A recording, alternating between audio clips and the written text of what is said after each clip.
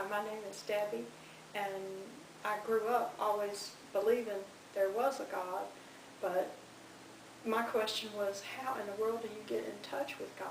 He's just this big divine thing out there somewhere, and it's like, how do you make that connection with God? Of course, I grew up in church with Sunday school and Bible school and things like that, and you heard about God and you heard about Jesus, but it was always so out there, you did not know how to make a connection. And that was just always my question when I was young.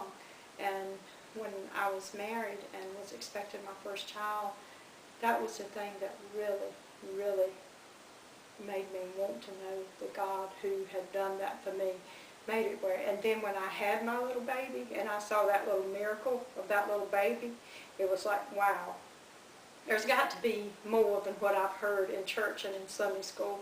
And my mom and my sister had already received the Holy Ghost, and they would tell me bits and pieces about it, but it wasn't, I just didn't get it. And then it was during the charismatic movement that came through in the 70s that I started reading books, and I read everything I could get my hands on from the charismatic movement. And the people in those books always had experiences with God. They would tell how God had just made it not rain on their vacation, how God had said this and done that. And I was like, that's what I'm after. That's what I want to know, is this God who really is real to people, and people can get in touch with God. And my first real experience with God was I had a really, really bad ingrown toenail. And back then I just didn't go to the doctor, where you just dealt with it best you could.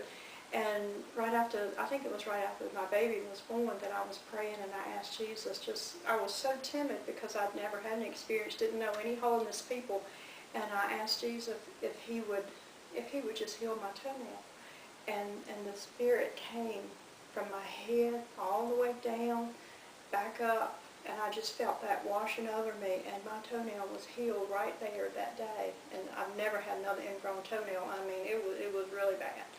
And it was just not, maybe just a week or so after that I always thought it was so sweet of God to give me that experience, to know that I had connected with Him, although I had not received the Holy Ghost that day.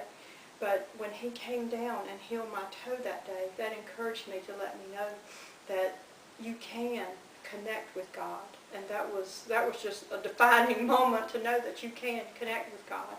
And it wasn't but just maybe a week or so after that I was at home really by myself praying, and started with stammering lips. And then it wasn't too much longer after that I started to sing a little bit in the Spirit, and then that was when the tongues really came. And so that was how I received it.